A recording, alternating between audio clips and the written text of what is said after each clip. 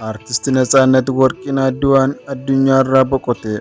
Artistiin beekamaa bashannanaa fi qoosaa isaan beekamu Natsaannat Worqinaa du'aan addunyaarraa boqote. Ministeerri muummee Itoophiyaa Abiy Ahmed dabalatee namoonnii fi qaamoleen garaa garaa gadda isaanii ibsaniiru. Artisti Natsaannat Worqinaa tasa boqochuu isaatiin gaddi natti dhaga'ameera. Natsaannat keessumaa simannaa bara haaraa 2016 hidha haaromsaatti qophaa'e irratti qoonni inni qabu yeroo hundaa nan yaadadha.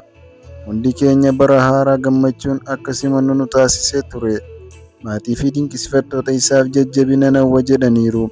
Artisti Natsaannat waggoota muraasa darban Televezyiinii EBS irratti sagantaa Beetesab Cawwataa jedhamu qopheessaa fi dhiyeessaa ture. Sagantaa namoonni jaallatan keessaa tokko ta'e kanarratti qoosaa fi akkaataan keessummootatti haasa'uun kan isaan jaallatan danuudha. Televezyiinii EBS ibsa baaseen ogeessi aartii jaallatamaa Natsaannat boqochuu isaa dursee beeksise. Natsaannat qopheessaa fi sagantaa Televezyiiniin alas taatoo ta'uun akkasumas beeksisa dalaguunis beekama. Haa ta'u malee dhibee isa irra buleen addunyaa kanarraa boqoteera jedheera.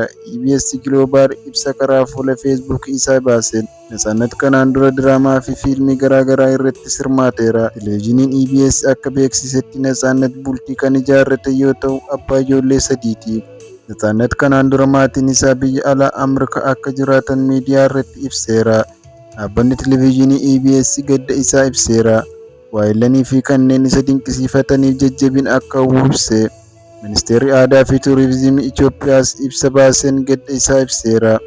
Artisti Natsaannat magaalaa Finfinneetti dhalatee guddate. Hojiiwwan fiilmii fi tiyaatiraan beekama.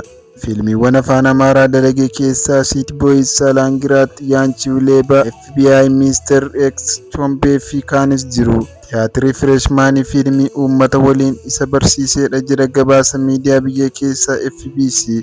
Duuti isaa erga dhaga'ameen booda qaamoleen adda addaa gadda isaanii ibsaa jiru.